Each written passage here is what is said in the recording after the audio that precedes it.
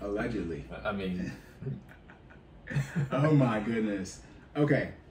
And then so now I've spoken many times on investing on doing the 15% pre-tax. What I recommend is you either do 0%, enough to get your match, or 15% as far as pre-tax, 401k to start out. The reason I recommend 0%, that's for those of you who are trying to aggressively get out of debt and or build your emergency fund. You will have, like I just said, you will have more money if you don't invest. For those of you who get out of debt and you're not ready to take that 15% brunt hit, I recommend doing enough to get your match. Obviously, if your match is 10%, okay, but most people it's around 4 or 5%. Right.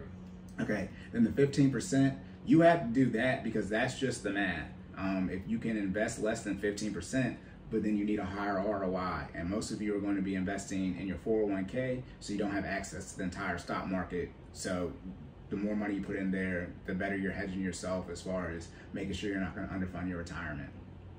Now, is it okay to stop these contributions if I'm aggressively trying to pay off debt? Can I drive, if I'm in one of the other categories that isn't 0%, can I drop back down to 0%? Oh yeah, you're saying like you're already investing and you want to pay off debt. That's right. That's what I recommend. If you're, okay. I recommend if you're investing into your 401k, then you're saying, oh, I want to pay off debt. I would recommend stop putting into your 401k so you can get out of debt faster. However, I think I said this before, you can do the budget. So like I said, the budget template that I have, and figure out how long it's going to take you to get out of debt. If you're okay with that timeline with still investing, it is your life. So I mean, go ahead and do it. However, don't be coming to me how the debt's still not paid off, and now we're talking about liquidating investments. And so yeah, and when you're doing 0%, I mean, you're just psychologically, but you're forcing yourself to grind, get it done as fast as possible. Right. So that's that scenario. Okay. Okay. Then a big thing, a couple more things. Like people are like, my goodness, this is the intro. Yes. I mean, look, just what y'all wanted. All right, rule of 72. Okay, this is something real big. Rule of 72 essentially states you take 72 and you divide it by the amount of interest you're gaining. That's how long it's going to take your money to double. So let's say you have $100,000 and it's gaining 10% of interest. 72 divided by 10, the interest that's being gained is 7.2. So in 7 years, that $100,000 would have doubled. That's compound interest. That's another equation for it to work. Mm-hmm. Now, I mentioned before, I believe, you got to start investing by 30, right? Because at 42 years, at 72, that's the RMD, required minimum distribution age, where you have to take money out of your 401k. Okay, now, like I said, you want to get double-digit return, so at least 10%. So your money will be doubling, right, in 7 years. So if you start investing and you're 30 years in, and you're getting that 10% return, all that money you invested for 30 years, it will double on year 37, right? Because in 7 years, that 10% return, right? So, and it takes about 30 years to get a good amount of money inside of your retirement account, because it's relative to how much money you make. It's not, everyone's number is different. Right. It's obviously relative to how much money you make. So if you can get that 40 years of 10%, just think, at 30 years and year 37, it's going to the first 30 years is going to double. So that means you go from $1 million to $2 million. That's compound interest, okay? And then also this, I'm talking about investing. You only lose money when you sell, okay? It's not like real estate where you make money on the buy. I mean, you can't buy the dips, but in investing, you only lose money when you sell. So that's called unrealized gains. When you sell, you realize those gains and you create a taxable event if you have made a profit, called capital gains taxes, which I'll go more in depth into. That's when you have to pay taxes on your gains. Okay, then the last, this is the last one, because then I just have some quotes for y'all. How much do I need to, how much money do I need to get to? The number is $100,000. I would recommend getting there as fast as possible for those of you who are going to take stocks or your 401k as the main way you're going to build wealth, at least initially starting out. When you get that $100,000 in there, right, and you get a 1% return on a day, that is $1,000.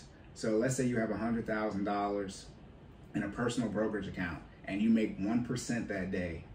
You can then sell that 1%, which is the $1,000 that you just made. You just made $1,000 that day, and then now you have $1,000. That's 1%, and yet again, that's what I talk about.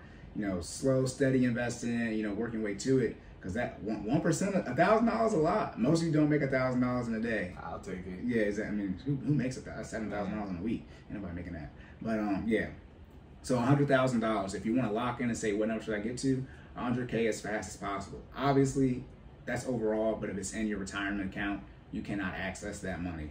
So for those of you looking to do this as a personal brokerage account, you're gonna need to take another job. You're gonna need a side hustle because it's gonna. I mean, you're gonna need that bread in yeah. So it's a lot of money to get there, or you could move back home and save that money and invest in it, which I was semi thinking about doing because I can get there in 2 years. Hey, I was like, crap. What's 2 more years? I mean, you locked in. To get 100,000. Look, that's what I'm saying. I know it's to a make lot. your 2 years 1%. is a lot. 'Cause I'd be 30 now. I'm not doing it. Anyways. I mean, pre-marriage, I had the opportunity. I'd be like, oh.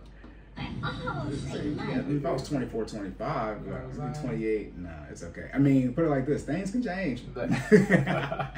Okay, and the last 2 things, okay, you need to make a plan. You need to stick to the plan. Only deviate from the plan when necessary.